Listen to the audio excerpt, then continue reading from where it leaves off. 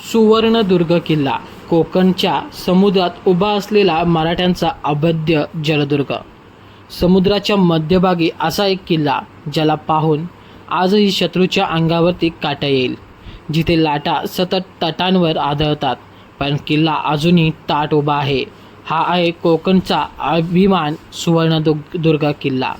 मित्रांनो, रत्नागिरी जिल्ह्यातील हर्णे बंदराजवळ समुद्राच्या मध्यभागी उभा असलेला सुवर्णदुर्ग किल्ला म्हणजे मराठ्यांच्या आरमारी इतिहासाचं जिवंत प्रतीक मानलं जातं. हा फक्त एक किल्ला नाही, तर मराठा साम्राज्याच्या समुद्री ताकदीचा पुरावा आहे.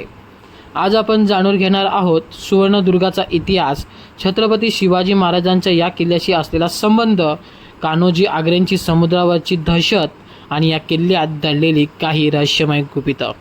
व्हिडिओ शेवटपर्यंत नक्की पहा, कारण शेवटी मी तुम्हाला या किल्ल्याबद्दल अशी गोष्ट सांगणार आहे जी खूप कमी लोकांना माहिती असेल.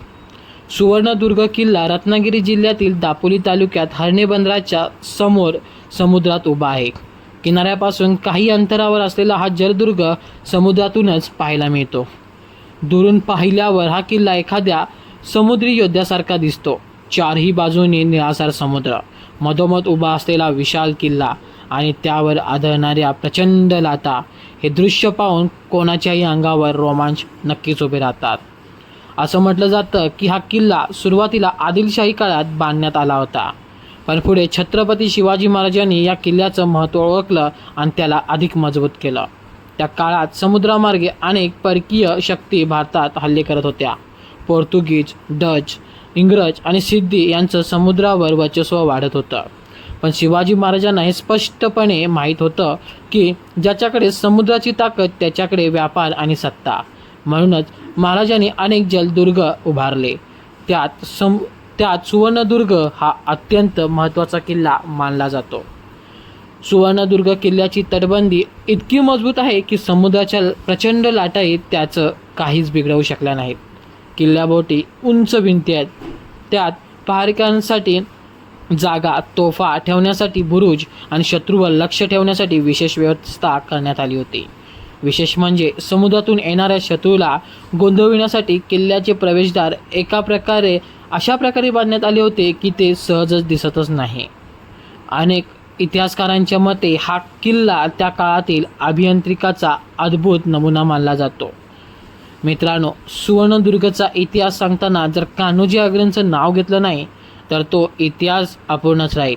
कान्होजी आंग्रे हे मराठा साम्राज्याचे सर्वात भयंकर आरमार प्रमुख मानले जातात. त्या काळात इंग्रजांची जहाजं समुद्रात फिरायची, पण कान्होजी आंग्रे हे नाव ऐकलं की त्यांची झोप उडायची. सुवर्णदुर्ग हा कान्होजी आंग्रेंच्या आरमारी कारवायांचा एक महत्त्वाचा केंद्रबिंदू होता.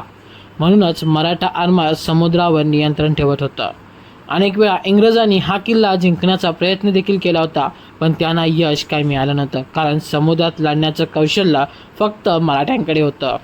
पुढे काळ बदलला, इंग्रजांची ताकद वाढू लागली. इंग्रजांनी सुवर्णदुर्ग जिंकण्यासाठी मोठी मोहीमसुद्धा आखली.